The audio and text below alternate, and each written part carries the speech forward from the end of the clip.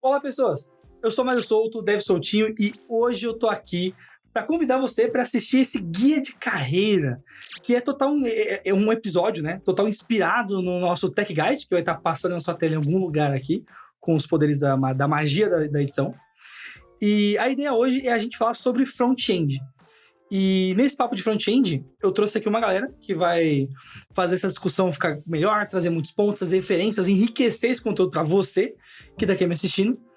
E eu acho super importante de dizer que todo o conteúdo que a gente está trazendo aqui do Tech Guide, ele é uma opinião da Alura, ele não é uma verdade, ele não é algo que você tem que seguir como se fosse algo, meu Deus, eu preciso para valer. Não, é um guia, é uma ideia para você se basear, para você conseguir deixar esse caminho da carreira, que é super aberto, com um pouquinho mais de norte para te ajudar nos seus próximos passos aí. E em cima dessa ideia de ajudar nos seus passos e tal, eu super recomendo também que você acesse a página aqui do link, que você exporte o seu guia, e que daqui um ano, daqui 6 meses, você olhe esse guia que você está exportando hoje lá na opção que a gente tem na página, salva ele no seu Notion, no seu GitHub, no seu Google Docs, onde você achar melhor. E aí você olha isso daqui a um tempo e vê quais pontos você foi evoluindo, o que você aprendeu, anota coisas essas que você tem lá, e eu quero ver os seus feedbacks aqui embaixo nos comentários também, quando você fizer isso aí. Então, do meu lado tem a querida Juliana Moazei. Oi, Mário. Oi, gente. Ela que é instrutora aqui na Alura, que fez vários os cursos de back-end, que já teve ali o seu lado no front-end também, tem curso de animação dela aqui, ó, eu sei do passado das pessoas. E logo à frente aqui tem o Gui Lima. E aí, Mário, pessoal, tudo bem? Olá. O Gui também tem um histórico de passar por diversas tecnologias, ele pratica bem vários pontos do T, que a gente vai abordar mais pra frente, de não só de ser back-end ou de ser só front-end, mas de entender um pouco de como tudo se encaixa no dia a dia, né? Então, e vai trazer uns pontos legais aqui pra gente. E tem aqui a Moni Hillman, que eu conheço há menos tempo da Alura, mas... É isso. Olá, prazer, Mário. E prazer. Olá, galerinha. Eu sei que é campeã dos cursos de front-end, é isso mesmo, Gui? É isso mesmo. Gravou muitos cursos já, né, Moni? Já uns 5 que foram lançados. E todos com a avaliação super boa. Sensacional. E eu tô falando isso aqui que é pra ativar a sua curiosidade de querer conhecer e aproveitar mais, logo depois do papo que a gente vai ter aqui agora. Então, o Tech Guide é estruturado nesse formato de T, né? Então, a gente tem ali o meio, onde a gente tem o front-end e vários dos bloquinhos ali, que eu acho que todo mundo aqui tem um nível de familiaridade legal pra gente conversar. Pegando aqui essa parte de HTML, CSS, JavaScript, como que vocês veem hoje para quem tá começando com essas tecnologias? O que vocês acham que a pessoa precisa saber? Qual ponto que a pessoa deveria focar mais? O que o mercado pede mais da pessoa saber? Porque acho que hoje em dia a maior confusão é essa, né? A pessoa ela quer estudar a base de front-end, mas ela está preocupada que a vaga está pedindo 70 outras tecnologias para ela. E como que a gente vê essa parte mais de início aqui? Vamos tentar filtrar um pouco a preocupação de quem está assistindo aqui a gente. Eu acho que o principal é isso que você falou, as vagas pedem X milhões de bibliotecas, pedem SAS, pedem React ou Vue ou Angular. Cara, antes disso, foca em aprender o fundamento. Porque, por exemplo, o React, eu sei por experiência própria, mesmo que o Mário foi meu primeiro professor de React na KM. Olha aí. Cara, você não vai entender o problema que o React resolve se você não entender, não tentar fazer com JavaScript padrão, se você não... Então, assim, sem você ter os fundamentos de HTML e... Aqui o CSS também, né? Mas o principal é entender a forma como o JavaScript interage com o HTML e os problemas que isso pode ter, as dificuldades. Se você não entende isso, se você não tem essa base, você não vai entender quais são os problemas que o React ou o Vue, etc., que eles resolvem. Então... Pra mim, assim, a base pra mim é essencial e não dá pra pular. Não dá pra fazer de qualquer jeito, pra pular pro React rápido, porque senão, cara, você vai ter que dar 2 passos pra trás. Um ponto legal também é o seguinte, antigamente, né, a galera não se preocupava tanto com a parte visual. Não era tão importante assim. O back-end tá funcionando, o banco de dados tá funcionando, a API tá funcionando, então beleza. Hoje não. A parte visual tem um peso muito grande, tanto que a maioria das aplicações que a gente consome, que a gente utiliza, foi muito pensado aquele visual, né? A não ser que você seja dev, né? Porque a única pessoa que eu conheço que não usa tanto interface é dev, que fica ali no terminal. E até para terminal, sim, tem dev que é especialista em fazer interface bonita no terminal. Exatamente. Então hoje, o que acontece? Um pouquinho assim, né? Passado, era assim, eu não sei ainda se eu vou estudar programação ou não sei se eu vou ser dev ou não sei se vou ser front-end, back-end. Começa pelo front-end. Antigamente era assim. né? A gente tinha essa visão, hoje não mais.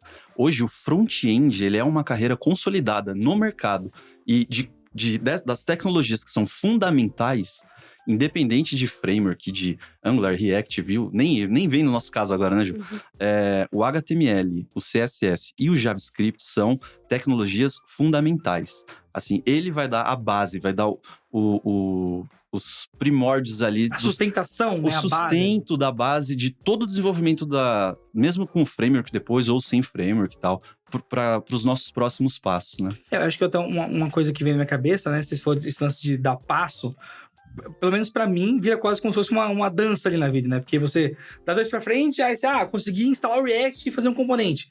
Aí você dá 2 pra trás porque você não entende por que o estilo não tá funcionando, ou como que você carrega o arquivo, algo do gênero, assim. Sim. Até interessante que no próprio W3 School, né, ele fala assim, que o HTML nunca foi feito para manter arquivos CSS lá dentro. Ele nunca foi feito para estilizar mesmo, né? Aí a gente fala, pô, beleza, então vou manter um CSS externo, né? Que a gente geralmente faz nos cursos. Aí vem o React e depois você fala assim, não, vamos criar o React, o Style Component e tal. E você fala, meu Deus. Então, se a gente não tem esse primeiro passo, essa primeira base consolidada, HTML, pô, eu sei para que serve o HTML. Eu sei a importância de tags semânticas, eu sei a importância de criar um layout responsivo, que aí tem um curso, né, Moni, que você fez também sobre responsividade mobile. Eu entendo as vantagens desses passos. Pô, tá legal, então eu vou dar um passinho agora no JavaScript. Faz sentido. Como que eu consigo manipular tudo aquilo que está estático e já está bonito com o JavaScript? E com o passar do tempo, a gente vai cada vez mais mergulhando mais profundo, né, nesses temas que são rotinas do nosso dia a dia como desenvolvedores, né? Perfeito. E Moni, eu vou jogar agora batata quente na sua mão aqui.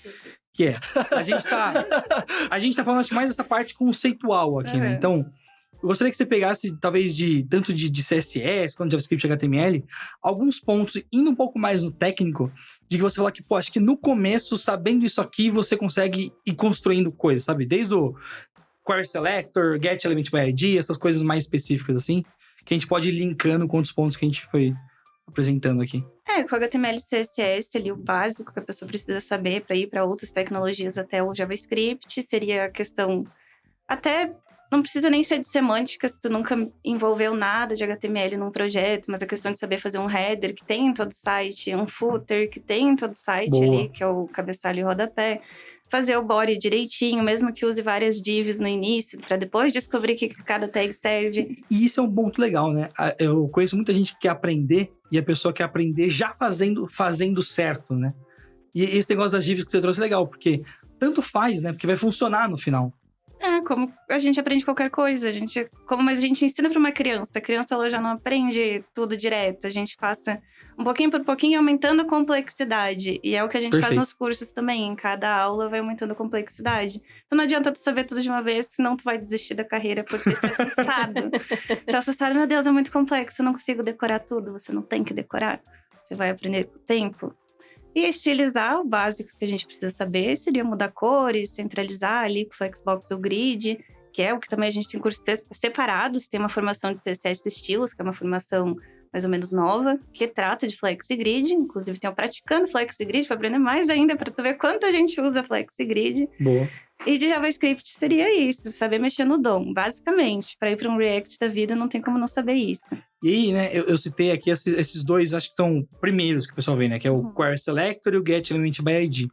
Tem algumas outras funções que você recomenda pra galera dar uma explorada? Tipo, ó, já tá anotando no caderninho aqui. Lembrando também que no Tech Guide, cada um dos tópicos que a gente tá trazendo aqui, eles têm vários vídeos e dicas e indicações também. A gente só tá tentando fazer a conversa ficar um pouco mais rica de conteúdo aqui. Sim, eu acho super importante saber as diferenças entre funções, que nós temos funções assíncronas, funções normais, com parâmetros, sem parâmetro, Arrow Function tá em todo lugar lá, e entender a diferença entre a função normal e a do Arrow Function. Pô, então acho que é isso aqui, acho que a gente já tem essa parte mais base aqui de conteúdo pra gente conseguir contextualizar, né? E agora eu vou trazer um tópico que eu acho que já começa a escalar um pouco aqui, né? A gente tá no nível 1 ainda aqui, mas que é a questão da acessibilidade.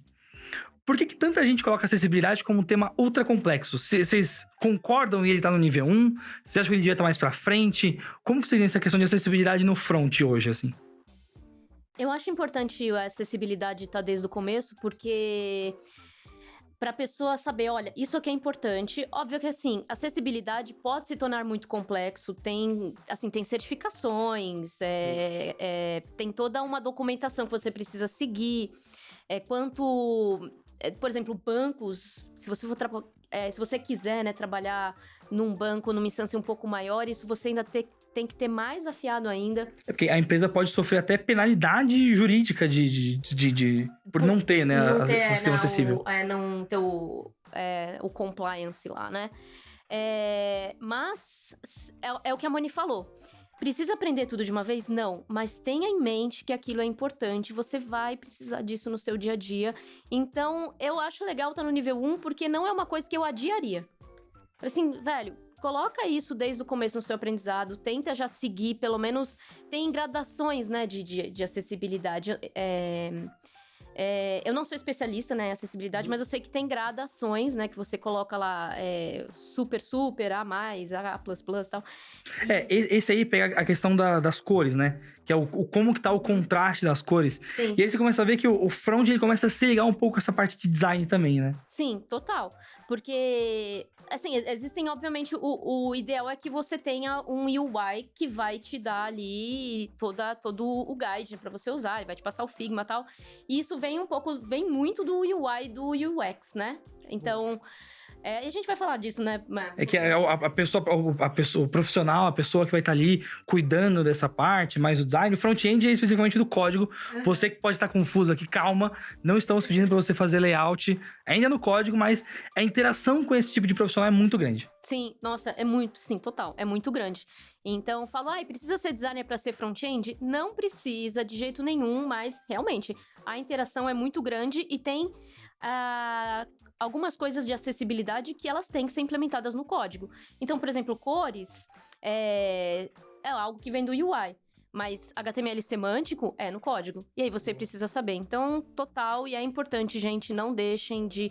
Inclusive, quem usa redes sociais, preencham sempre o alt das imagens. Isso é super importante. Já deixa... Isso agora. Eu ia até comentar que uma das partes mais básicas seria da questão de acessibilidade, botar o alt na imagem. Isso, não, e existem guias pra isso também, fáceis de achar na internet. Como eu faço uma descrição de imagem. E um ponto legal nisso que você comentou, Ju, é o seguinte, que se desde o início a gente ensina que colocou uma tag IMG, a gente coloca um alt, além da gente estar fortalecendo que, olha, isso é um passo importante, a gente consegue mostrar que, mesmo para quem não está utilizando o leitor de tela, é importante. É só a gente tirar, por exemplo, errar a tag que a gente está utilizando, o source da imagem, e vai ver que não vai aparecer a imagem e vai aparecer o alt ali. Perfeito. Sabe? Ou se a imagem não carregar também, exatamente, né? Exatamente. Então, eu acho que é extremamente importante, e tanto que a gente colocou, desde o início do Tech Guide, acessibilidade. Porque não é uma questão só de achismo, né? É uma questão de... É assim que a web vai funcionar. É assim que as coisas vão funcionar. Então, coloquei uma imagem, eu preciso colocar uma tag alt. Imagina, se desde o curso 1, e a gente fez isso, hein? Desde o curso 1 de HTML, a gente colocou uma imagem e explicou a tag alt logo em seguida. E frisou muito. Gente, precisa ter tag alt. O atributo alt aqui, ó. O atributo alt.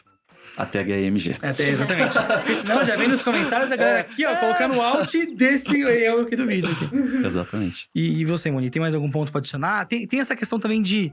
E aí até trazendo dúvidas que o pessoal pode ter, você que tá aqui assistindo já foi ali, mas e o tal do área?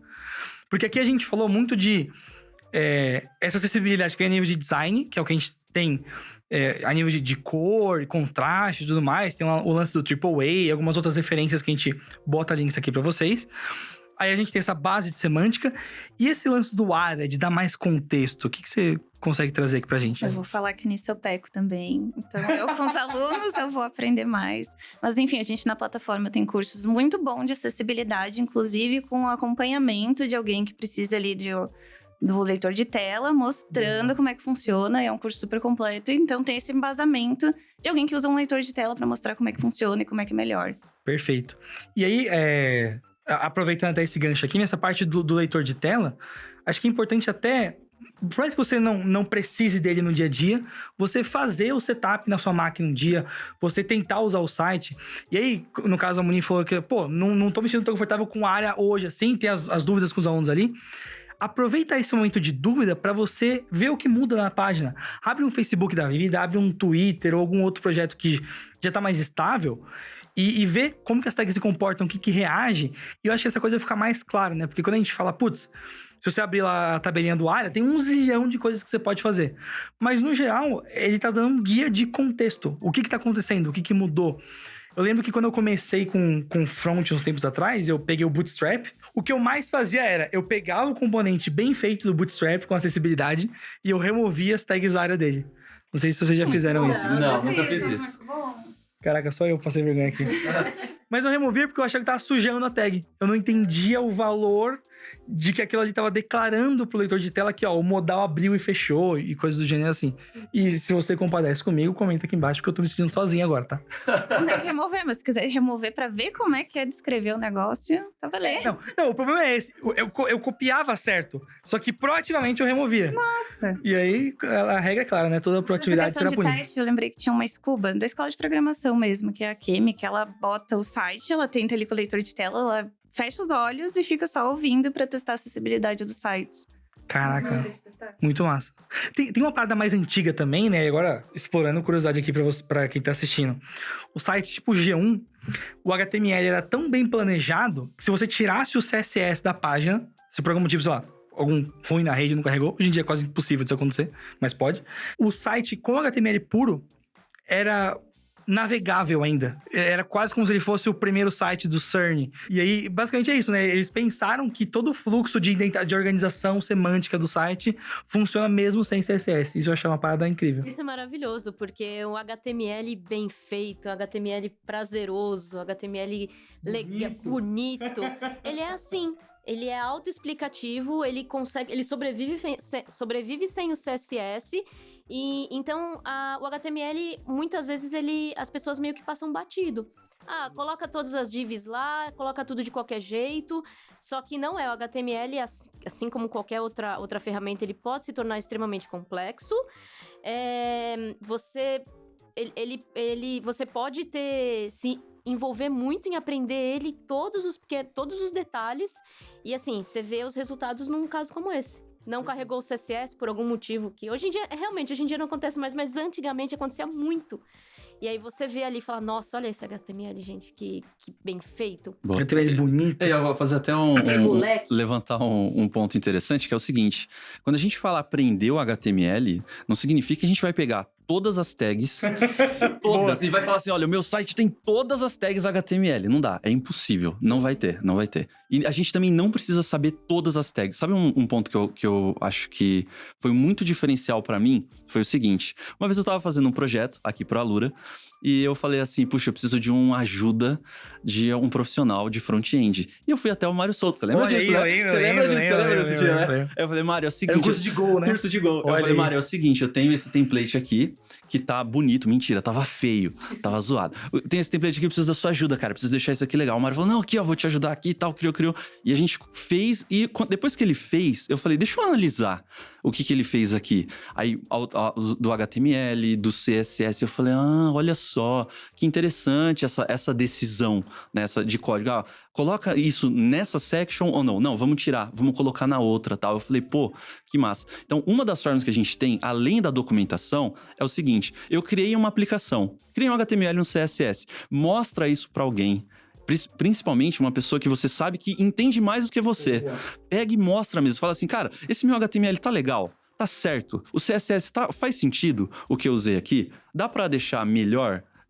Acho que até um ponto que E é nessa que as comunidades brilham muito também, né? Então você ter um grupo no Discord, você ter um fórum, alguma coisa pra você poder compartilhar ali. É muito interessante, a Moni até comentou, né, Moni, que no curso de Praticando CSS, a gente consegue fazer a mesma coisa com grid e com flex. Porém, tem momentos que um vai ser melhor um vai ter um comportamento melhor do que o outro. Um vai deixar o código... A gente vai escrever menos e vai ter o mesmo resultado, sabe? Isso é legal. Esse feeling, a gente só vai conseguir com o tempo mesmo, né? Eu tenho muito essa troca com o instrutor de Django, que é o Bruno. Ele tá fazendo a gravação de um curso, aí ele me chama pra tirar dúvida de CSS, de HTML, porque ele tem que usar lá. Só que não é a base dele front-end, ele sabe back-end. Então ele sempre chama eu ali no Discord, ou agora presencialmente. Geralmente no Discord. O HTML, ele evoluiu muito também. Então, assim, vale a pena, às vezes, quando você quer fazer alguma coisa específica, dá uma olhada, dá uma pesquisada, porque às vezes tem tag nova que surgiu depois em outras versões que já contempla o que você quer. Senão você vai ficar ali, de repente, penando pra embedar um vídeo e nem sabe. Eu vou até dar um complemento aqui, que acho que amarra bem esses pontos, né? Principalmente nessa parte de HTML, que tem os working groups, que fazem a web acontecer. Então, existem grupos de pessoas que estudam em universidades dos Estados Unidos ou fazem parte de alguma empresa que paga para o consórcio da web continuar existindo. Sim, a web é um consórcio. E é meio estranho explicar assim agora. Não vou entrar em detalhes, só sabe que é um consórcio, por isso que é W3C. É o consórcio dá pra pesquisar agora. W3. E aí as empresas pagam para poder opinar. Então elas podem decidir se vai ter uma coisa nova ou não. Então pro Google é importante opinar nas tags porque impacta no buscador, em como que ele vai trazer as coisas. Então, todos esses pontos que a gente tá trazendo aqui, dá uma olhada nesses working groups. Eu vou tentar deixar links na descrição para vocês também. E aí, de acordo com a seção do seu site, você pode procurar lá, tipo, eu tô fazendo uma área de comentários. O que o working group do HTML sugere que eu faça nessa seção de comentários? E aí você acaba pegando 2 pontos. Tanto a parte da semântica por si só, quanto a parte do SEO. Que muita gente diz que é uma coisa só, mas na verdade elas são duas, né? Uma é mais para indexação da sua empresa e outra para acessibilidade e outros pontos ali. Elas conversam, mas são tópicos que têm que ser aprendidos e tratados de formas diferentes ali no dia a dia. Perfeito. Eu acho que a gente já tá caminhando para poder falar do nível 2. Só tem um ponto que ele ficou meio perdido ali, que foi essa parte de design responsivo, mas que pra mim ela bate muito com os pontos que tem do nível 2 também. Não tanto a parte de design, mas a parte de responsivo. O que consegue trazer um pouco mais desse nome, responsividade, que aparece em vários pontos aqui do front? Bom, eu posso trazer, né? Eu tenho meu curso da plataforma, que é sobre mobile first. O Jabá, ele veio, hein? Ele veio! Eu já aviso, é um curso longo, mas vale a pena, porque a gente faz tanto para mobile, quanto para tablet, quanto para desktop. Boa!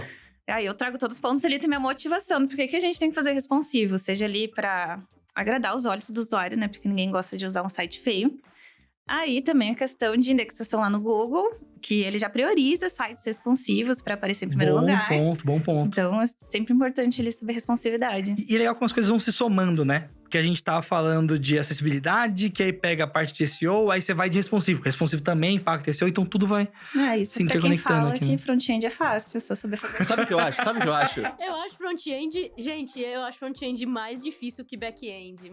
Tu tem experiência, tá nas duas áreas. Nos dois, eu acho. Manda aqui nos comentários. Gente, não. Back-end é só cuspir JSON, sim ou não? Manda aqui nos comentários. Back-end é só crude. Eu acho complexo falar que é difícil. A gente fala na zoeira, mas que o front-end realmente ele engloba universos que não são exatamente os mesmos, né? Então você tem que fazer o CSS, o JavaScript e o HTML conversarem, e eles são linguagens diferentes, né? Sim. Com particularidades diferentes. Então eu acho que o front-end, ele realmente é super complexo e tem toda a forma como o HTML se comunica com o JavaScript, que é essencial, né? Tem o dom, né? Fazer entender como é que rola as coisas por baixo dos panos. Então tem 3 tecnologias que é o mínimo que a gente precisa saber. Não é o que eu sempre falo nas lives que eu sou artista de botão. Aí já até me xingaram. Não fica parecendo que é fácil, Mônica. E eu vou contar até uma piada agora, gente. Que a piada é o seguinte. Pra entender o front-end, você tem que ter o dom.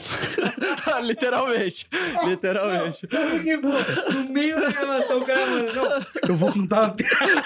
Não. É interessante isso que a Ju e a Moni comentaram sobre responsividade, que é o seguinte, né?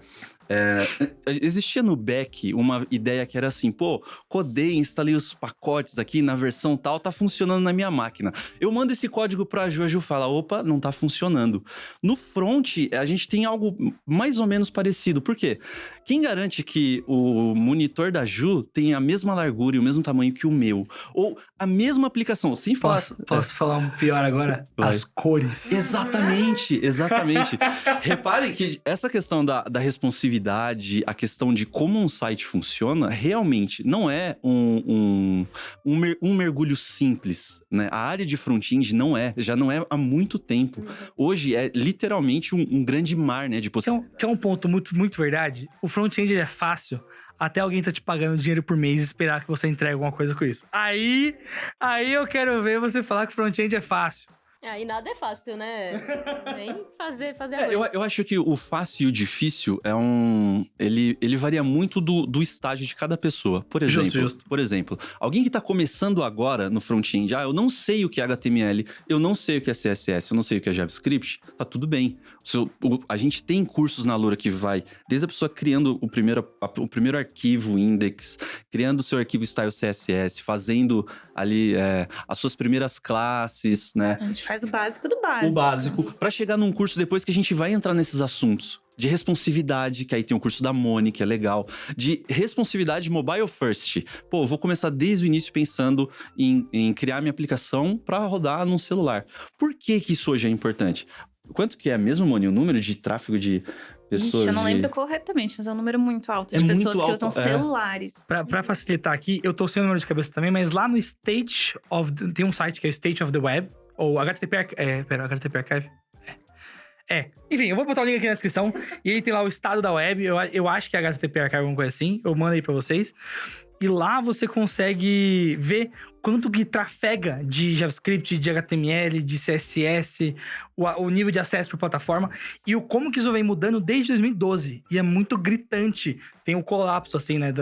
Do desktop em decadência e o celular em ascendência. Sim, é muito louco, porque hoje a gente, teoricamente, não programa usando o celular. Isso é possível. É possível. Já vi vários alunos. Até dá. A gente teve alunos da imersão que fizeram a imersão pelo celular.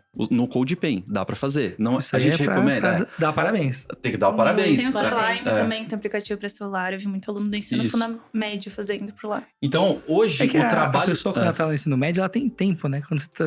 Aí dá pra você testar uns negócios desses. O Mário acabou de ser cancelado por todos os alunos do ensino médio agora. Mas assim, o que geralmente acontece e que é legal é o seguinte, o celular, ele, por mais que a gente não code, a gente não tá, vou criar uma aplicação inteira. Você tá esquecendo, a galera fez no celular, tá? É verdade, fui cancelado pela galera que fez. O que pode acontecer, geralmente, é o seguinte, a gente usa já hoje o celular como meio de trabalho real. Mostra que hoje a gente tá com o celular na mesa. Todos nós estamos com o celular na mesa. A gente utiliza um computador, utiliza um desktop e tal, pra gente trabalhar, mas o celular faz parte. Então, a gente pensar hoje em criar uma aplicação que não funciona no celular, ou que a gente abre no celular e fica tudo torto. Sabe aqueles sites? Lembra a nossa experiência pessoal? A gente clica, abre a aplicação e tem que ficar arrastando pro lado, dando zoom, aumentando, diminuindo. É quase como se o site fosse um mapa, né? Exatamente. Você tá desbravando ele. Isso realmente não é legal. E se você quer aprender, tem um curso da Moni, legal, sobre responsividade mobile first, que é bem massa. Boa. Então, beleza, a gente falou de responsividade, a gente passou por vários pontos aqui de web. E agora eu queria aprofundar, na verdade, um pouco mais essa questão do JavaScript em si. Porque eu vou ser sincero com você que tá aqui assistindo, que boa parte das vagas que a gente tem pedem. Não, a gente quer acho que até os títulos das vagas ficou meio maluco, né? Que era tem o Junior, Pleno, Senior, aí tem o JavaScript Ninja, Jedi do JavaScript, o construtor, o arquiteto do JavaScript. E aí... eu sei que muitos pontos pegam, como, por exemplo, testes, a parte do ecossistema, essa parte de promises. Desses aspectos, eu acho que do segundo nível aqui, qual que você acha que vale a pena a gente pegar primeiro? Você acha que callback é um que vale a pena a gente trazer pena? Alguém tem algum ponto de referência aí? Eu acho que teste é sempre crítico. Ainda mais front-end, né? Que envolve ali a camadinha de teste de interface, né? Então, é que callback, callbacks e promises entram em JavaScript independente se você vai trabalhar com front-end, com back-end, é parte de entender como a linguagem funciona. Os testes também, né? Mas aí, como a gente tem a interface, né? Que é crítico, aí acho que essa parte de testes, e você começar lá na piramidezinha, entender teste de unidade, teste de integração e como é que você testa a sua interface. Sabia que eu tenho uma opinião completamente questionável sobre aprender testes com o front-end? Eu vou jogar essa agora aqui. Manda. Porque se for da pirâmide, né? Eu super concordo que se você não é front-end, a pirâmide de testes faz muito sentido. Só que se você for front-end, eu gosto de inverter. eu acho muito mais fácil você aprender, principalmente se você só sabe HTML, CSS e JavaScript. E aí você viu o básico de Node ali, como que está no pacote, NPM, então vamos assumir que tá todo mundo nessa parte aqui. Eu acho mais fácil aprender teste com o Cypress do que com o Jest. E aí vai ter uma galera que vai me ouvir nos comentários agora e falar que eu sou maluco e tudo mais, mas por quê?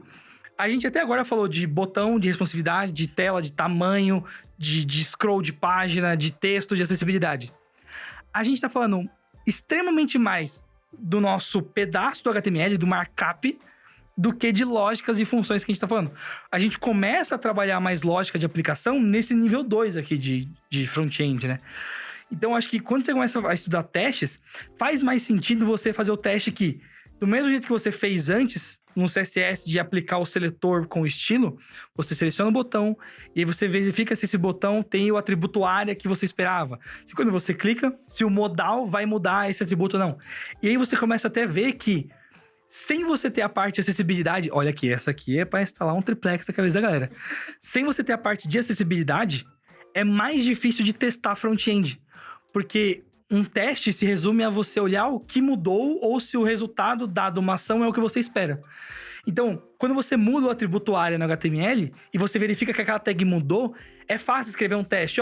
Primeiro, eu espero que quando eu clicar nesse botão, isso aqui fique assim. E o legal do Cypress é que ele é visual. Então, se você abrir o site da documentação aqui e tudo mais, você vê que você clica num botão lá e ele mostra o Chrome rodando, com você redimensionando a aplicação no tamanho desktop, tablet, celular. E na minha experiência, é mais fácil de passar para as pessoas esse conhecimento do que ela até agora tá na tela e você joga ela no terminal e fala, faz a função soma aí. Que para ela não tem sentido nenhum. E aí, esse sou eu. Eu concordo totalmente, Igor. Não, assim, eu vou na sua 100%. Realmente faz muito mais sentido pra quem vai trabalhar com front-end, começar pelo Cypress, começa testando seu botão, porque o teste é uma forma... A gente não vai falar de testes a fundo agora, porque testes é a matéria de faculdade, né, basicamente. Teste é um tech guide por si só, praticamente, né? Tipo isso. Mas, realmente, você começar, aí você falar, bom, o que eu quero que aconteça quando clicar no botão? Está acontecendo? E você vê o caso de erro, o caso de acerto. Nossa, realmente, isso que você falou fez total sentido. Sabe um negócio que é interessante do teste? É assim, quando eu tava começando, eu tinha uma visão errada de teste. Olha só. Eu pensava assim, se tá funcionando e se você fizer o pull lá no meu repositório e vai funcionar, tá bom. Eu tinha o mesmo. A minha visão era essa. O que acontece? Por que a gente tá falando aqui em teste de Cypress ou Jest, ou qual vai primeiro, qual vem depois e tal? Por que o teste é importante? Vamos pensar assim, vou dar um exemplo bem lúdico pra gente conseguir sintonizar todo mundo. Nós quatro, nós estamos trabalhando em uma aplicação. Eu tô fazendo uma parte... Pode ser um e-commerce? Pode ser um e-commerce. Eu tô fazendo uma parte do e-commerce e cada um aqui tá desenvolvendo um outro pedaço. Quem garante que o que eu tô fazendo na minha máquina vai funcionar na máquina da Ju a hora que a Ju pegar o meu código? Então a gente não tem como garantir isso. E tem um detalhe. Olha só, agora eu vou além aqui, tá? E se der um problema de merge na máquina da Ju, na hora que ela pegou, ela apagou o código que ela não deveria... Como que ela vai saber? Exatamente. Então, o que acontece? Por que a gente fala de teste e a gente colocou o testes aqui no Tech Guide de front-end, especificamente com JavaScript, né? O teste, ele vai garantir que as mudanças do nosso projeto, né? No nosso exemplo, as mudanças do e-commerce vão acontecer se a gente conseguir manter o código que a gente já tinha funcionando. Então, a gente tem esse código, o código é esse aqui, tá, gente? É só um exemplo, tá? A gente tem esse código e ele tá funcionando e a gente tá editando esse cara. Todo mundo tá pegando e editando ele um pouquinho. Quem garante que as nossas edições vai continuar funcionando? O que já tava funcionando vai continuar. Esse código com a garrafa de vidro, tá? Essa garrafa de vidro. Eu vou colocar bem devagar, gente, aqui, ó. É um teste isso, tá? Quem garante que vai estar funcionando são os testes. Por isso que... Agora, pensa assim. Por isso que a gente coloca como, desde o início, o JavaScript...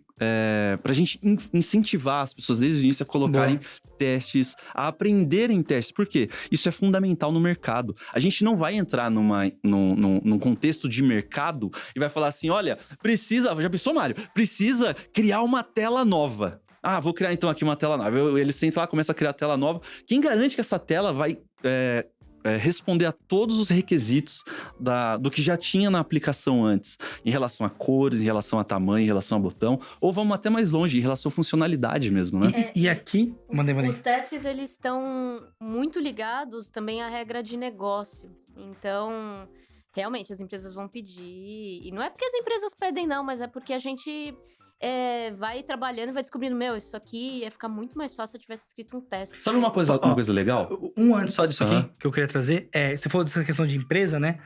A parte de contratação tira benefício disso. Eu dei o exemplo do e-commerce porque imagina que você trabalha no time do carrinho de compras. E aí tem o time que cuida da busca. Se por algum motivo você mexe numa biblioteca comum, que a busca e o carrinho de compras estão usando para fazer algum filtro, alguma coisa assim, e você quebra isso, sem os testes pode ser que você pare de vender. Porque aquele pedaço do carrinho de compras vai estar parando de funcionar agora. E isso acontece, essa separação de times que eu tô dizendo aqui, tem palestras do Mercado Livre, de outros e-commerces grandes da Amazon e tudo mais, que o pessoal tem essa separação e essa preocupação de que, principalmente quando você começa a compartilhar código entre as pessoas, você tá fadado a quebrar um ponto sem saber. Que é o caso do CSS, né? Quem nunca arrumou o footer e quebrou o menu, e arrumou o menu e quebrou a sidebar, e aí arrumou a sidebar. Enfim, foi mal, Gui. Segue. Não, um ponto prático que a gente podia testar, né? Literalmente, as pessoas poderiam testar é o seguinte: criem um projeto e compartilhem esse projeto com outras pessoas. E codem juntos. Falem assim, sabe o esquema de TCC da faculdade? Pô, que mais de uma pessoa tá criando o mesmo projeto, o mesmo e-commerce, a mesma, sei lá. O que queria no TCC, gente? Eu não fiz TCC, O meu gente.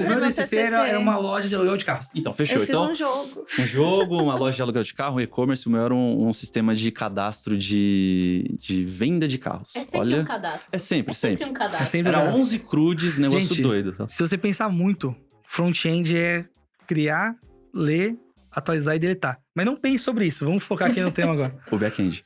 O front também. A front também? O front é uma coleção de É que o front ele adiciona mais coisas. Mas Sim, se você sim, pensar friamente... Sim, é verdade. É uma grande coleção de inputs coloridos, né? Exatamente. Pega input. Então, meu conselho é o seguinte: você criou um repositório, junta com a galera que você tem familiaridade, que você conhece e tal, e comecem a trabalhar junto, simulando mesmo o que acontece no mundo real. Você vai estar muito mais preparado quando você entrar no mercado de trabalho com o cenário real, que é criar testes. Que biblioteca que eles usam, cara, isso a gente aprende, isso dá pra ter uma... Eu vou até fazer aqui, a minha vez de fazer um jabá, esse está aberto no YouTube, que é o curso de GitHub para sobrevivência. Aproveita porque não é só essas técnicas de linguagem, de saber lidar com callback, com promise, com teste. É você saber trabalhar em equipe. E aí vem as ferramentas que te ajudam a fazer isso também. Não precisa fazer tudo de uma vez, vai com calma, mas pegando nos vídeos lá, você vai vendo que tem um fluxo de sozinho para trabalhar em multi-times ali. Se não tem amigos programadores, tem a mentoria da Lura no Discord quase todo Olha dia. Aí. Onde alunos trocam figurinhas de conhecimento. Não, e que interessante, olha só, a gente tá falando de Tech Guide front-end, HTML, CSS, JavaScript, teste, responsividade, acessibilidade e GitHub. Repara que hoje a questão do Dev in T, onde eu preciso aprender o que é o core da minha linguagem, porém, existem ferramentas que estão ao redor que são importantes, né? Elas estão descritas no Tech Guide. A gente tentou ligar mesmo o que acontece no mundo real, né, o que acontece no dia a dia de uma pessoa que trabalha com desenvolvimento através desse guia. Isso é incrível. Perfeito. Outra ponta do UX UI, que a gente falou bastante sobre também. Eu, inclusive, sou pós-graduada em UX por ter essa semelhança com o front. E, eu vou segurar aqui um pouquinho então, porque agora a gente tá finalizando aqui o nosso nível 2 e vamos já trazer os nossos pontos mais complexos aqui do nível 3, que pega justamente, acho que a gente pode começar com a Moni, trazendo essas questões de como que o design se relaciona com o front-end e essa parte de interação aí. Então, Moni, conta como que você vê no dia a dia essa parte de design. O quanto que ter estudado design te ajuda e você acha que, meu Deus, foi um diferencial master, ou mais essa parte da interação, assim. Por exemplo, você precisa ser uma ninja do Figma, você precisa saber de todos os recursos do Figma, você estuda Figma para conversar com a galera de design da Lura hoje, como que tá essa sua parte, assim? Não, eu não chego a estudar Figma, a gente tem essa conversa bem aberta de questionar porque as decisões, mas eu estudei bastante sobre a experiência do usuário, então seria mais questão de interações. Então ali também vai muito de JavaScript, que é onde a gente capta a interação e faz alguma mudança na tela. Então acho que ela é do meu time. Eu falo que eu sou o front-end chato, que é a pessoa que a galera de design faz, Aí eu, pô, não, mas eu acho que tá meio estranho essa interação aqui. Não dá pra gente mudar? Aí a pessoa, por que não? Porque não sei o que. Eu não tenho fundamento que nem você. Você fez a pós-graduação. Eu tiro, né, Instituto Data Mário aqui. Que nem ali o metrô. A gente tava pegando ontem, e a gente se perdia. Cadê a experiência do usuário lá no metrô? Ó? Olha aí, ó. E tem essa também, né? Eu acho que nos times, a pessoa que ela é muito especialista de uma área, ela fica enviesada. Da mesma forma que eu tô falando que eu, como front-end, peço pra galera de design mudar, a galera de design chega pra mim e fala, pô, Mário, dá pra fazer sim. Sim. Vai, eu sei que você consegue. Nos posicionamentos, tudo. Olha que louco, cara, o nível que a gente chegou em relação à carreira de front-end, né? Não basta só a gente fazer o HTML, o CSS responsível, acessível, e tudo mais, legalzinho. Não. Existe uma galera que desenvolve estudos sobre o tipo da fonte que a gente vai usar, o peso que a fonte vai ter, a distância entre os elementos. Cara, então, ó, a gente tem o front-end, dentro da área de front-end, existem profissões, né, e carreiras não ligadas necessariamente a código, né? Que é o caso de UX que a Moni comentou, UI e tal. E bate com uma coisa que é cada vez mais presente no dia a dia, principalmente porque a gente saiu de um cenário onde as empresas estavam surgindo para um cenário onde as empresas estão mais maduras hoje, né? Sim. Então hoje tem cada vez mais empresas fazendo teste AB. Por exemplo, a sua Netflix e a dela é completamente diferente da minha. Porque tem tanto teste rodando dentro da Netflix para entender qual que é a melhor versão do botão, qual que é a melhor versão da busca, qual que é a melhor versão de não sei o quê. E tem time de front criando esses experimentos, mantendo. Inclusive, um abraço, William, que é um amigo meu que trabalha lá. Não, cara, isso é muito legal. A gente percebe que, assim, no início, né, do HTML lá, a gente só tinha o conteúdo. Olha que legal, a gente consegue compartilhar conteúdo. Ei, acessa aí, Mário, o conteúdo que eu tô fazendo. Hoje não mais. Hoje não basta só o conteúdo. A forma como a gente mostra esse conteúdo, né, até dando o exemplo do dia a dia de trabalho. A gente tem uma pessoa 100% dedicada a desenvolver a parte visual. Desenvolver ali, não o código, mas desenvolver só a estrutura, né? E falar em estrutura e conteúdo, eu vou dar um gancho rapidão aqui. Um ponto que aparece, que eu tenho certeza que a galera que tá vendo que a gente já tá no nível 3 vai perguntar, e aquele tal do GraphQL? Quem é front precisa saber criar o back-end do GraphQL? A pessoa só precisa saber consultar? Quem que pode trazer um pouco mais de luz nesse ponto aqui pra gente? Eu acho que gente, posso falar GraphQL? Pode. É muito mais fácil de falar, né? A gente é brasileiro. Então. Perdão, gente, isso aqui é muito, muito vídeo, aí às vezes fica, mas GraphQL, vamos lá. Eu vou falar, já teve avaliação no meu curso, julgando meu inglês. Sim. Mas julgo meu widget e o height. Isso acho que todo mundo que dá aula já passa por isso, mas isso também dá um mesacast só da gente falar dessas coisas. Então, vamos continuar no GraphQL. Assim, o GraphQL, ele é uma solução que eu gosto de falar que é uma solução de back-end para front-end. Não é só para quem desenvolve, mas também o GraphQL ele também serve para resolver alguns problemas. Por exemplo, a gente estava falando um pouco mais anteriormente sobre como muita gente consome coisas na internet pelo celular. E isso envolve consumo de dados. O GraphQL ele age nessa parte também. Então, por exemplo, o que é GraphQL, na verdade? Pensa assim que... todo mundo adora dar exemplo de e-commerce, né? Então, cara, você tem um e-commerce grande, ele traz informações de 300 mil lugares diferentes. Então, você pensa numa tela que vai ter ali um lugar onde vai puxar ali a lista de sapatos, o JSON dos sapatos e a sua lista de informações de usuário e as promoções e a abinha lateral sai de vários lugares. Então, o GraphQL, isso pro front, né? Imagina, você tem que consumir tudo isso. Tem que consumir aqui, isso aqui. Você tem que consumir dados de vários lugares.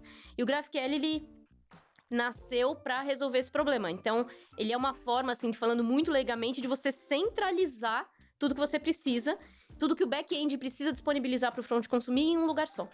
Então... Isso é um ponto tão legal, né? Que assim, a gente imagina quando a gente abre uma página, né? Cliquei lá no e-commerce, whatever, cliquei. E quando a gente vê aquela página, os dados não vieram de lá. Não foi o front-end que falou assim, deixa eu criar aqui a tag o L e o I de todos os... Mas não é assim? Não é, São cara. São os gnomos que montam as telas até. Não. Mágica. Aí acho que a gente já tá nesse nível 3, a gente já tá indo para um nível de maturidade do front interessante, né? Que é o seguinte, as informações estão em algum lugar. os dados estão em algum lugar, certo? Eu já sei montar telas em tamanhos diferentes, acessíveis. O que eu preciso fazer agora é como que eu pego essas informações. Então, existem 2 momentos importantes. O momento onde a gente traz a informação e monta a tela. E Que tem quando o usuário, quando a página carrega. que a página carrega. E temos o momento oposto, que é o momento seguinte. A Ju foi lá e comprou... Fala um produto legal aí, Ju, que você gosta. Magic. A Ju foi lá e comprou o Magic. Ah, comprei. O que tá acontecendo... 15 Buster. O que tá acontecendo no momento que ela clica em finalizar compra? A gente tá fazendo literalmente o oposto. Tá falando assim, olha, a gente carregou uma página, agora a gente quer, de fato, enviar essa compra da Ju para algum lugar, para fazer alguma coisa. Esse nível de maturidade do front é um nível muito massa, assim, é muito legal porque nesse momento já abre um nível de possibilidades muito grandes, né? A gente tá falando de GraphQL, mas a gente tem aplicações REST, então um caso bem legal e muito comum usado no mercado é o seguinte: quero me candidatar para uma vaga de front-end. Ah, então beleza, tem esse JSON aqui. Monta uma tela com esses dados em JSON. Aí você fala assim, beleza. É o teste que mais tem de front, eu acho. O que é o JSON? JSON? É sexta-feira 13, cara. E a gente já começa a ir para um outro nível. E mergulhando para um outro cenário, né? E o JSON não é o sexta-feira 13, tá? Que tá aparecendo ali no rosto Mas do Mario. pode Tem ser. gente que fala JSON e eu faço questão de falar JSON. Eu Porque pra também. mim, eu acho o modo mais Mais divertido. bonitinho. Sim. É o tal do JSON, né? E aí, o GraphQL... Então, pra front-end, você precisa saber como ele é montado? Cara, eu acho que pra começar você precisa entender a forma que você tem que consumir. Então, como é que eu consumo GraphQL e trago as informações que eu preciso? Boa, aí, legal. Cara, fecha nisso aí, e depois se você quiser entender como é que funciona por baixo dos panos, é muito legal também. E até falando do debaixo dos panos, né? O Gui trouxe essa questão de REST, que é um ponto que ele não aparece aqui nessa parte, no Tech Guide de front, mas que ele aparece nos guides de back-end, né? Então pensa que a web, a gente entrando nesse lado aqui do back-end, que também é uma outra perna do T aqui, a gente tem essa parte de HTTP e fundamentos. Então, é importante você ter essa base de como que a web funciona, o que é o request e o response, como que é a gente pedir informação da página que ela carrega com os produtos, para você poder comprar a sua carteira de Magic, e você efetivar esse pedido, mandando uma mensagem de volta para o servidor, para ele registrar essa informação e saber que o seu usuário comprou esses produtos na data tal e que vai chegar, sei lá quando, se não depender de Curitiba. Então... Entender comunicação, porque eu acho que uma coisa que às vezes acontece, eu sempre dou esse toque, porque quando eu tô mentorando, gente, quando a gente às vezes começa a aprender programação, nossa, meu site no ar lá, meu e-commerce não sei o quê, e as pessoas elas tendem a pular um passo que eu acho mega importante, como a internet funciona. Sim. Cara, dá para... Gente, por que isso acontece? O que é cliente e servidor? O que é servidor? Sobe aí o servidor local. Gente, o que é servidor local? Essa é uma pergunta que eu sempre faço também. Você tá subindo servidor local, o que é servidor local e por que você precisa subir um? Vamos voltar um pouquinho e entender? Então, eu acho que é fundamental quando você tá estudando, por que isso aqui acontece assim? Por que isso aqui é assim? Por que eu tenho que fazer isso? Eu ia até falar, tem uma galera assim, se você tiver muito dinheiro, você pode comprar post-its e ficar colando no monitor com essas perguntas. Ou você pode só anotar no seu celular, acho que pra cada etapa, pra cada ponto, cada bloquinho que a gente foi abordando aqui, ou que você for estudar, você ir marcando essas perguntas que a Ju tá falando. Porque faz total diferença quando você tá aprendendo. Interessante que a gente, em todo momento, falou de JavaScript. Vocês perceberam o peso que tem essa linguagem hoje pro front-end? Não dá pra gente... por mais que a gente crie soluções... O Mário pensou uma piada, mas ele não vai falar. Por mais que a gente crie soluções e crie coisas, né? E a gente tá num mercado onde as coisas acontecem, coisas novas aparecem.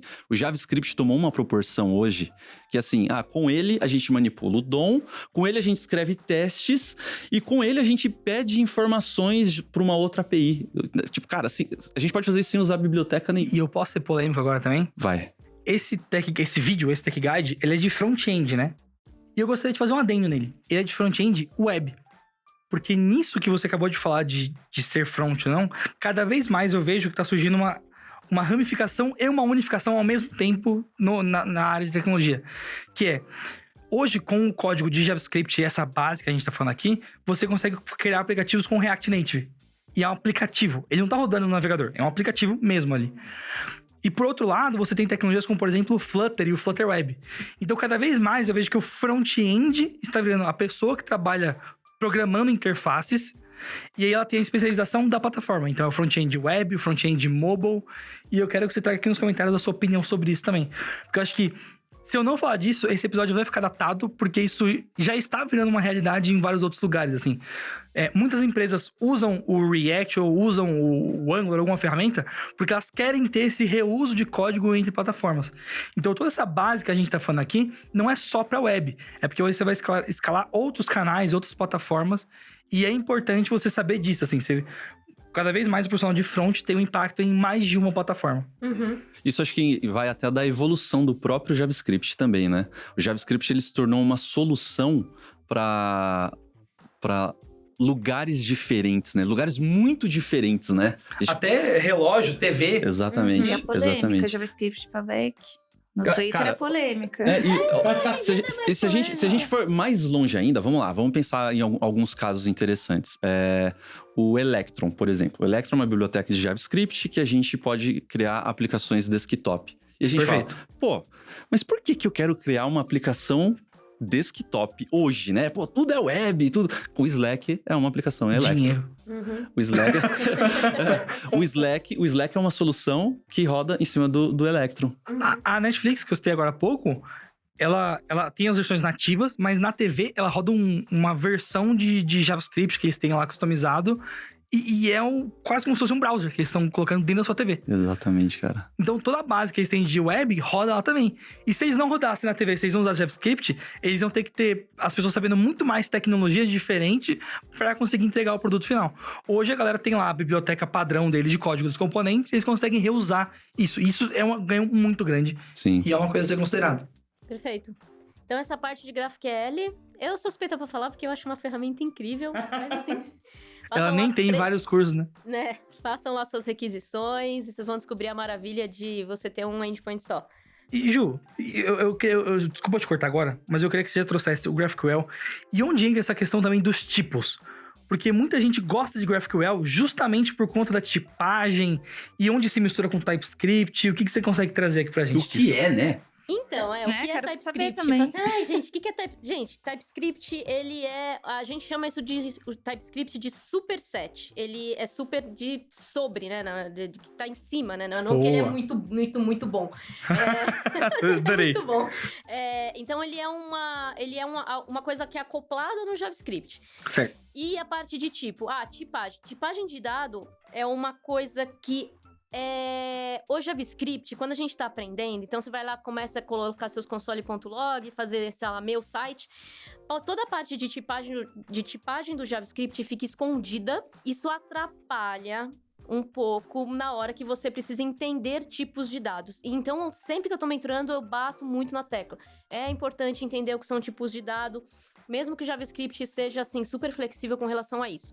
Então, e tipo de dado é uma coisa que, beleza, tipo de dado, string, number, booleano, fechou? Não. E aí você vai entender, não, tipo de dado começa aí.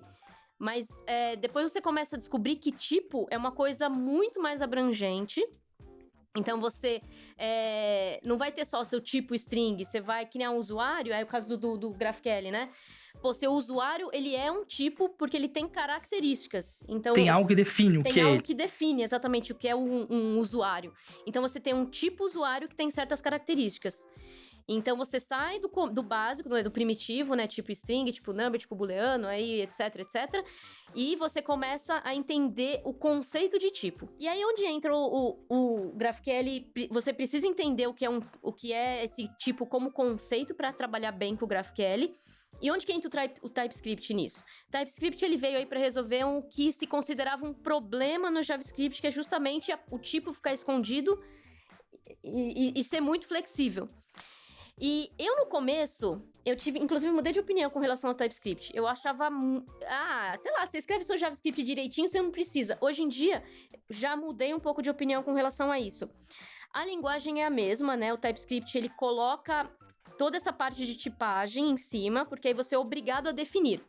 Então, o JavaScript não deixa mais solto. Nessa variável aqui tinha string banana e agora tem 2. Então, você é obrigado a entender qual tipo você está trabalhando.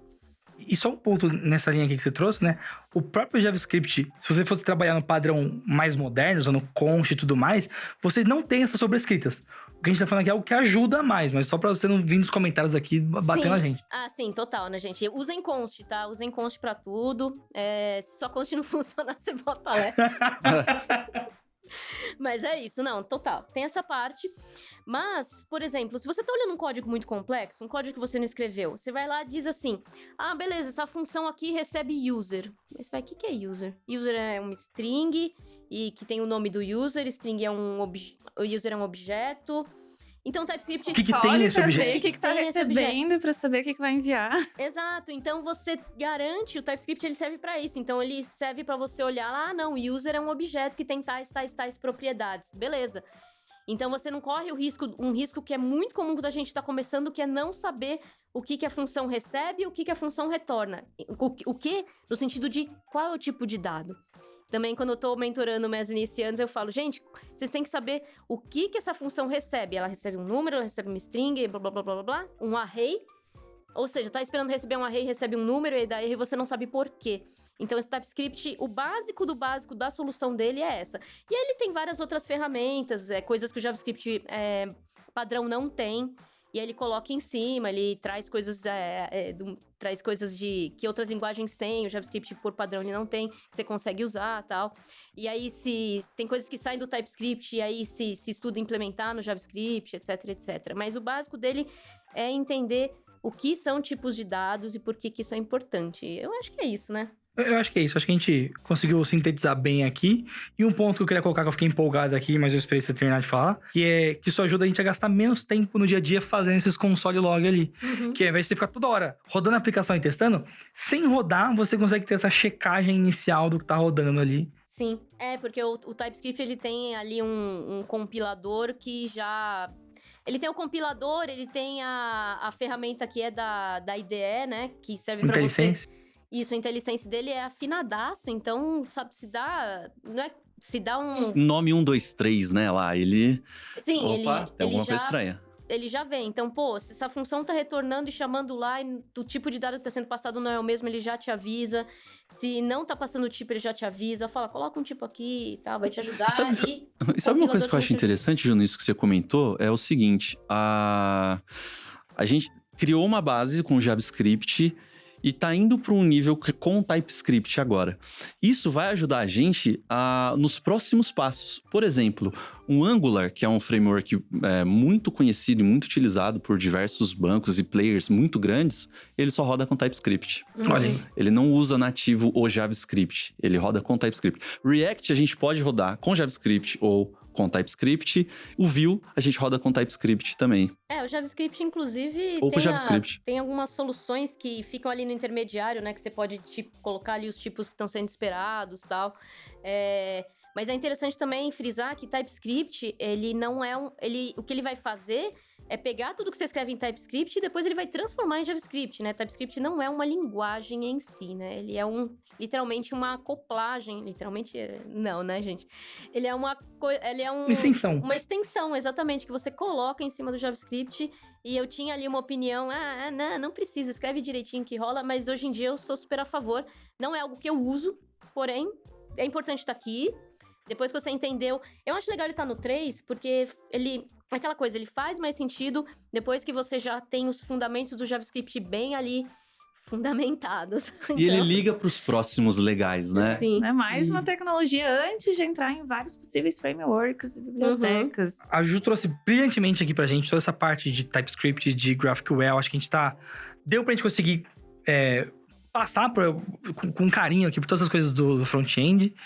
E antes da gente fechar esse Tech Guide de front aqui, eu acho que é importante a gente talvez fazer um apanhadão dessas outras partes, né? Algumas outras, a gente até foi citando de back-end, da parte de UX design, que a própria Moni trouxe aqui o relato dela. O que mais vocês sentem que a galera precisa dar uma focada aqui, né? Porque, se eu for abrir aqui, a gente tem a parte de design patterns, tem parte de fundamentos de linha de comando. Esse aqui é um que é meio polêmico para quem lê, mas para mim eu acho que é essencial, porque até para você conseguir instalar as bibliotecas e o Node, você precisa saber usar o terminal, né? Acho que Não é só HTML. Isso é importante, que a gente quer frisar aqui, você que tá assistindo.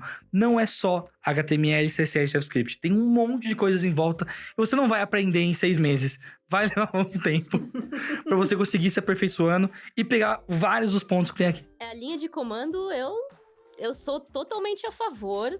Não é. Pô, a gente vai falar de GitHub um pouquinho, né? Eu já falou. Tem clientes que são interfaces gráficas pra GitHub. Eu não uso, eu ensino do Eu não jeito consigo raiz. usar a interface. Mas sabe por quê? Eu posso ter esse polêmico agora. Eu gosto só da do VS Code. Eu uso muito a do... Eu sei usar a normal, mas eu uso só porque é mais prático pra selecionar os arquivos. Só por causa disso. Ele é o meu termo ali, né? Isso.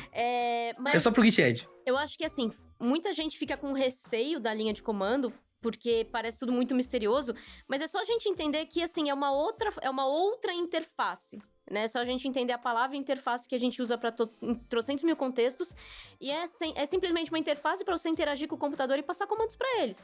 Da mesma forma que você clica 2 vezes no ícone, é um tipo de interface, a linha de comando é outro tipo de interface, e você também vai conseguir abrir o seu arquivo. Isso aqui tem certas coisas que a gente precisa fazer que a gente só consegue fazer para programar usando a linha de comando. Mas é uma aventura, assim, eu amo. Nossa, quando eu comecei a aprender, hoje em dia eu faço tudo pela linha de comando. E aí você vai descobrir que tirar a mão do teclado para botar no mouse, para mexer, é muito mais... dá muito Eu já mais passo a trabalho. imagem de hackerman lá no Nossa. Põe o capuz assim, né? Começa lá, né? Mr. Robot Começa ali. lá, LS menos LH. Nossa, aquelas coisas descendo na tela, você vai... Vixe. E aí já mudando um pouco aqui, né? Indo dessa parte mais de infra pro lado do design aqui, né? De novo. E como fica essa parte de... Eu sei que, por exemplo, hoje em dia, o Figma tem muito mais recurso para ajudar a gente a trabalhar com componentes, com cores e tudo mais, assim, né? Como que você vê hoje o quanto que alguém de front... Eu até comentei antes, a gente não ficou uma resposta bem fechadinha, assim, né? Mas do quanto que a pessoa precisa aprender de usar o Figma. Se ela só precisa saber consultar e pegar o que tá pronto lá, ou se é legal explorar os recursos do Figma como um todo também. Putz, pelo que a gente vê até no challenge, não precisa saber mexer no Figma, mas a gente disponibiliza um Figma e tem pessoal que tem dificuldade até de se encontrar lá dentro, de como baixa a imagem, a questão de agrupamento, de próprios componentes que tem lá dentro. Então, entender só o básico para conseguir se virar e pegar as informações já é show, é o básico. O Figma, ele faz muito sentido se você tem pelo menos alguma experiência em pacote Adobe, por exemplo. Seja Illustrator ou Photoshop, quando você bate o olho no Figma, é tudo muito natural, né? Todos os Beleza, isso aqui aí tem as embaixo. camadas, etc. Mas, realmente, pra quem... E eu friso aqui, gente, não precisa ser designer pra ser front-end. Vai na fé. E algumas coisas você vai acabar pegando de orelhada, né? Enfim... Mas eu concordo com a Moni. Acho que, assim, o basiquinho a gente realmente acaba tendo que mexer em tudo. Olha, dessa base dos dois lados, uma que eu julgo ser indispensável, além da linha de comando que vocês comentaram, é o GitHub. GitHub é o lugar onde a gente vai colocar o código que a gente passou tanto tempo quebrando a cabeça, tentando posicionar uma imagem, um texto, e não tava dando certo e tal. E depois fala, olha, consegui e tal. O GitHub é um lugar onde a gente coloca o nosso código e posta no LinkedIn pra falar, olha o que eu aprendi, olha o que eu fiz. Se não fosse o GitHub, eu nem trabalhava hoje direito. Eu vou te dar um cenário aqui, que é o seguinte, né? Hoje eu trabalho, às vezes, um pouco mais com back-end. Por não ter tanta familiaridade com algumas coisas, às vezes eu começo a escrever uns códigos, abro um pull request... E aí eu vou olhando pela interface do GitHub, que tem a linha que eu removi, a linha que eu adicionei, o que eu fui mexendo, e vou me guiando pelo pull request aberto. Então, olha que bizarro. Eu me baseio no código que tá lá, para ir me organizando para conseguir trabalhar, sabe? Eu não consigo mais trabalhar hoje sem ter o pull request aberto de um lado e o código na minha máquina do outro. Porque eu uso o que tá lá como referência do tipo, o código que tá lá, o código que tá certo, o que tá na minha máquina é o que eu tô destruindo. Então, se eu deixar o que tá na minha máquina redondinho, eu subo pra lá e atualizo essa versão. E não só eu vou ver, como alguém do meu time vai revisar, vai garantir que eu não tô quebrando a empresa, fazendo uma coisa de gênero assim e tudo mais. Sim, e sem o GitHub, eu acho que a comunidade também fica muito prejudicada, né? Então, desde uma issue que você vai encontrar... eu tô com um bug aqui, você vai descobrir lá entra no GitHub da plataforma, vê se alguém reclamou da mesma coisa. Tem as issues, nessa parte de problemas que tá lá. Exato. Nossa, é Eu já ótimo. mandei issue de biblioteca que eu tava usando, falou, isso aqui não tá dando certo, tal, e colocaram no backlog de correção, aí eu fiquei, gente, que legal. Issue é tão importante que o meu nome tá na documentação do React por conta de uma issue que eu abri há um tempo lá atrás. Olha só. Aí, hein? A issue é uma forma de contribuição com o projeto open source também, e vale reforçar aqui. Total. É uma abordagem diferente, que a gente sempre fala de commit, de push, de pull request, ninguém fala de issue. Olha aí. Sim, É um a ponto. comunidade open source, ela, assim, depende muito dessas ferramentas pra conseguir desenvolver, literalmente, o que precisa ser desenvolvido.